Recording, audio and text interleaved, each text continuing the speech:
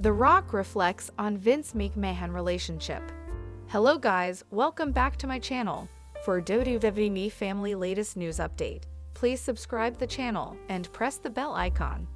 Dwayne "The Rock" Johnson recently discussed with the audience his interaction with the former chairman of WWE, Vince McMahon, and how they worked hard to earn each other's respect. There's a lot of heat on the camera given their dramatic interactions in ring, especially when it was the period of the Attitude Era. Still, he said that he and McMahon got along well and worked hard within the family.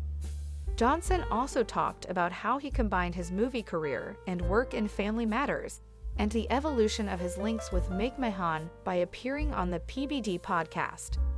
Johnson remarked that this connection expanded due to his dedication to making it in the wrestling business, which McMahon himself appreciated so much. He said, "My relationship with Vince, and I was very good because it was predicated upon me that I would earn every dollar in the effort. It was about the work. I'm ready to do the work, and I have a tremendous, unfathomable respect for the profession of wrestling." McMahon Wrestling World. The Rock expressed that McMahon's life revolved around the wrestling industry, which he described as his life and his world.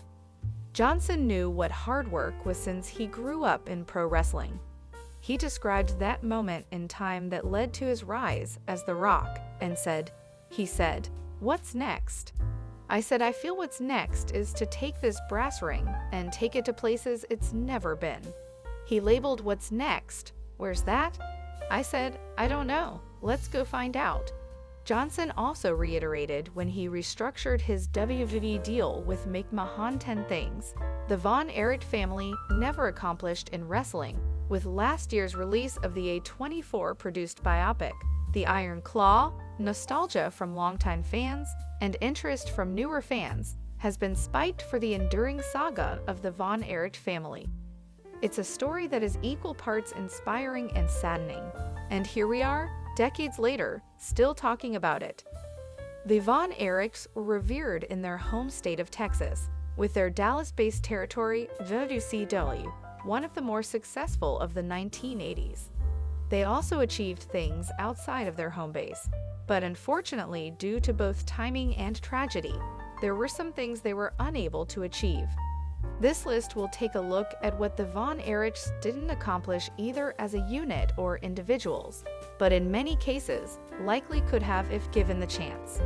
The Von Erichs never competed at Starrcade.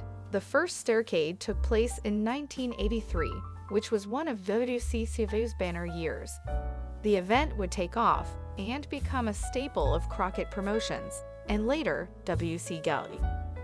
While Crockett and World Class weren't commonly linked together when it came to business, they were both Southern-based promotions. The Von Erichs would have made a logical addition to any Starrcade event, especially in the mid to late 80s. In fact, it would have likely helped the somewhat fledgling WCCW in the latter part of the 80s to have the Von Erichs under the spotlight of Starrcade. The Von Erichs never worked as a team in WWE. Kerry Von Erich would sign with WWE in 1990. He would capture the Intercontinental title at SummerSlam of that same year. He would drop the title to Mr. Perfect in the winter of 1990 menu.